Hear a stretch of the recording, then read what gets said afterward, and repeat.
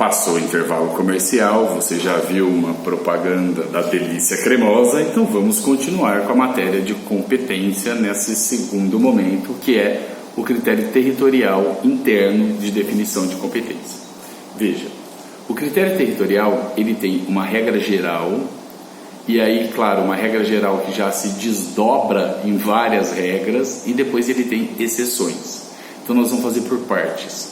Hoje eu só quero que você entenda a regra, como é que funciona a regra geral para a aplicação do critério territorial de competência. O legislador pensou o seguinte: existem ações que nós vamos propor e que essas ações referem-se a direitos pessoais. A maioria dos nossos direitos são pessoais, mas existem alguns direitos que são reais. Quais são os direitos reais? Os direitos reais são aqueles relativos às coisas. Então, a propriedade, o uso, usufruto, habitação, penhor, hipoteca, anticrese, servidão. Imagine que todos os direitos que nós temos, e são muitos, eles são via de regra pessoais, porque eu tenho um direito estabelecido entre duas pessoas, né? Todos os direitos / deveres que eu tenho, eu estabeleço com pessoas. Essa é a regra.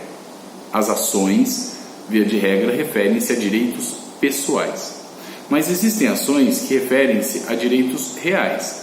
Direitos reais são aqueles relativos às relações que eu, pessoa, tenho com uma coisa. Então, por exemplo, a relação que eu, proprietário, tenho com a coisa da qual eu sou proprietário é uma relação minha e da coisa. Sou proprietário desta coisa.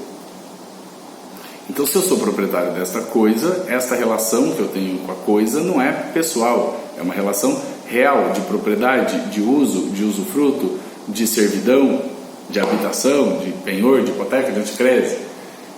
Todos os direitos reais, fique tranquilo, você vai estudar no futuro, lá no direito civil, direito das coisas, lá na frente, artigo 1225 do Código Civil, você está bem longe dele ainda.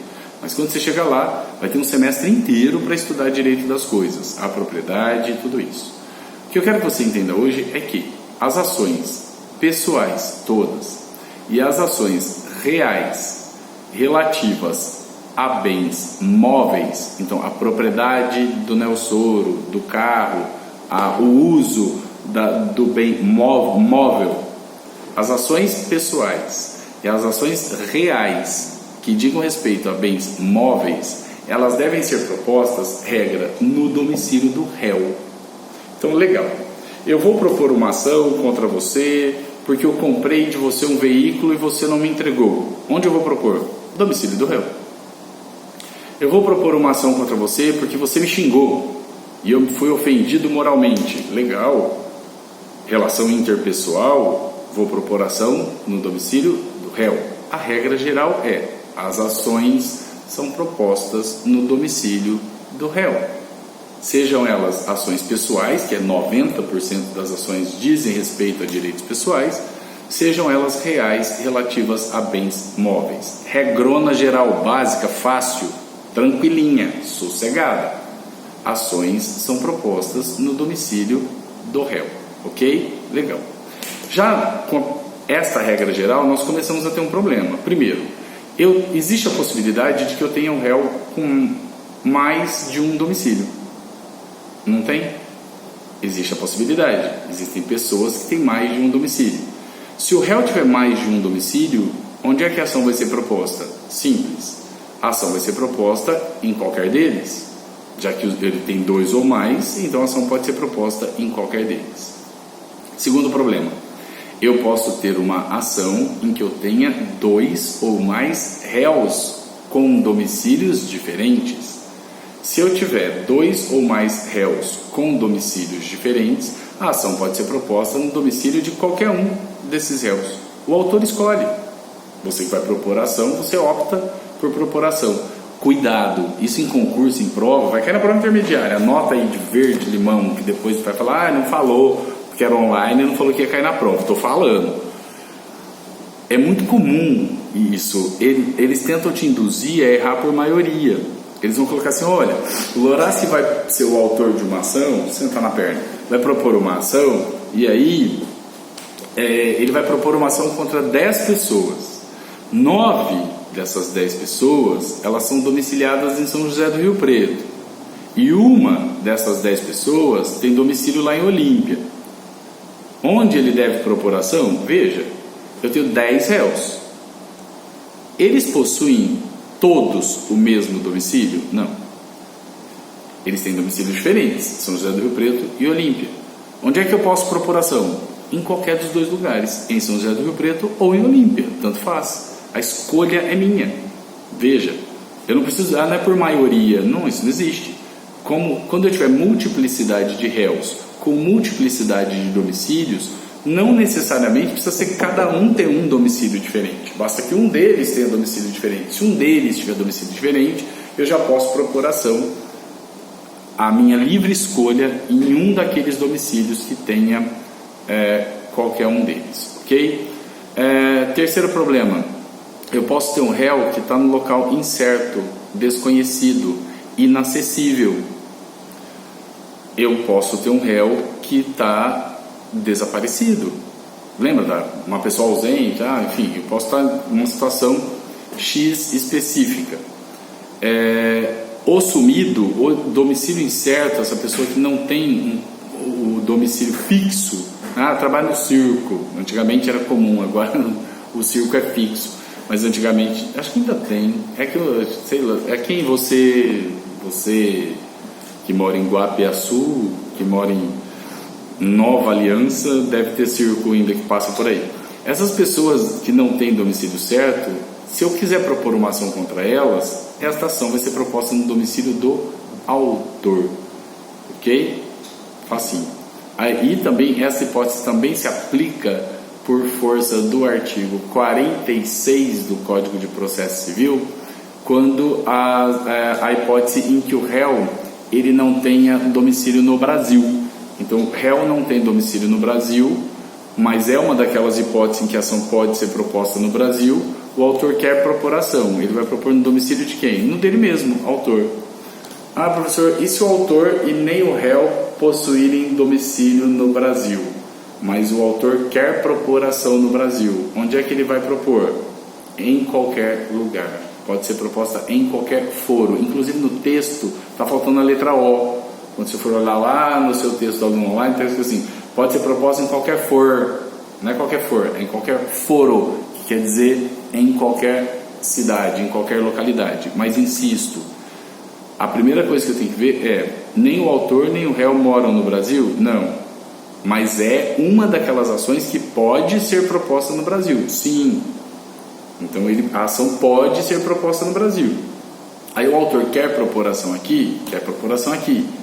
Ele não tem domicílio aqui, o réu não tem domicílio aqui. Onde é que ele propõe ação? Qualquer lugar. Escolhe. Propõe já em Camboriú para dar uma passeada, em Fortaleza para ir no Beach Park. Ele que escolhe, quer dizer, é livre, ok? É uma coisa meio ilógica, mas é assim que funciona de acordo com a lei. Ele pode propor ação em qualquer foro do país, à sua livre escolha. Fique atento que nas execuções fiscais, a execução fiscal ela tem uma lei especial, é aquela em que o poder público, a União, Estado ou município, ela vai cobrar de você algum tributo, alguma coisa. Esta ação, ela vai ser proposta no foro de domicílio do réu ou da residência de domicílio ou onde ele for encontrado, porque o legislador pensou que é sempre mais fácil para o Estado localizar o cidadão, né? Então tem que ser mais fácil para o cidadão. A facilitação é sempre para o cidadão. Então as ações de execução fiscal elas são sempre propostas no domicílio do réu. Tudo bem? Regra geral: as ações são propostas no domicílio do réu. E aí nós podemos ter estes alguns pequenos problemas. Legal, facinho. Parece exceção, o código apresenta como exceção, o texto que eu te mandei apresenta como exceção, mas eu entendo que faz parte da regra. As ações reais sobre bens imóveis, imobiliários, então eu vou discutir a propriedade do imóvel, eu vou discutir a hipoteca do imóvel, eu vou discutir o usufruto do imóvel. Diz o código que essas ações devem ser propostas no foro de situação da coisa, quer dizer, onde o imóvel se encontra. Veja porque faz parte da regra. Regra geral: as ações pessoais e as reais sobre móveis são propostas no domicílio do réu. Continuando a regra: as ações reais sobre bens imóveis devem ser propostas onde o imóvel se situa, onde ele se localiza. Tudo bem? Fácil. Então a regra é bem, parecendo o Arnaldo César Coelho falando, a regra é clara, a regra é simples. Veja, a regra é fácil. Ações reais sobre imóveis são propostas no local em que o imóvel está. Presta atenção. Se eu perguntar na prova e você responder que as ações reais sobre imóveis devem ser propostas no domicílio do imóvel, você vai perder 7 pontos. Pessoas têm domicílio. Coisas, situação. Elas são situadas, localizadas e não domiciliadas. Coisas não moram. O sofá não mora na tua casa. A cama não mora na tua casa. Tua casa não mora na tua casa. Você mora. Ok? Então, cuidado com isso. É um pega muito comum também. Ele aparece muitas vezes em concursos, em provas do Lorácio, então apresenta todo semestre. Imóvel, ele não tem domicílio. Então, ações reais sobre imóveis são propostas no foro, no local, na cidade, na comarca em que o imóvel esteja situado. Problemas? Primeiro, e se o imóvel é situado em mais de uma comarca? Não tem fazenda que fica na divisa de Neves, Paulista e não sei o que lá? É possível, né? Que é o córrego do Turvo que corta? É possível. Então, se eu tiver um imóvel situado em mais de uma comarca, raciocínio, o mesmo do réu. Se eu tiver imóvel situado em mais de uma comarca, ora, a ação vai discutir a propriedade daquele imóvel, o usufruto daquele imóvel. Ele fica em mais de uma comarca, eu vou propor ação em qualquer delas. Eu escolho. Aí, se eu quero propor ação, eu vou propor em uma das comarcas em que o imóvel esteja situado. Certo? Facinho. Segundo problema que eu posso ter em relação ao imóvel. É muito comum que eles te questionem o seguinte: olha, mas e se o imóvel ele está localizado em 2 comarcas, mas ele está registrado em uma delas? É muito comum, lá na cidade pequena não tem cartório de registro de imóveis. Então a fazenda inteira ela está registrada no cartório de Mirassol, mas fica metade em Mirassol, metade em Jaci. E suponhamos que houvesse fórum em Jaci e Mirassol. Onde é que eu vou propor ação nessa hipótese? É onde está registrado? Cuidado, não se iluda, não se induza, não se deixe induzir. Não importa a historinha que contem para você. Imóvel situado em mais de uma comarca, não importa onde ele está registrado, não importa onde fica a maior parte, não importa onde está a usina, não importa. Imóvel situado em mais de uma comarca, a ação real referente a este imóvel pode ser proposta em qualquer das comarcas em que o imóvel esteja situado. Tudo bem? Ficamos por aqui com a regra. Voltamos numa próxima oportunidade para poder discutir as exceções. Aí nós vamos ter uma aula agora separada, um vídeo apartado, para você poder discutir e ouvir as exceções a esta regra de competência territorial. Estudem as regras primeiro para depois a gente poder falar de exceções. Vai ficar bastante complexo compreender as exceções sem primeiro parar, respirar e entender as regras, ok? Fiquem bem. Fiquem com Deus e fiquem em casa.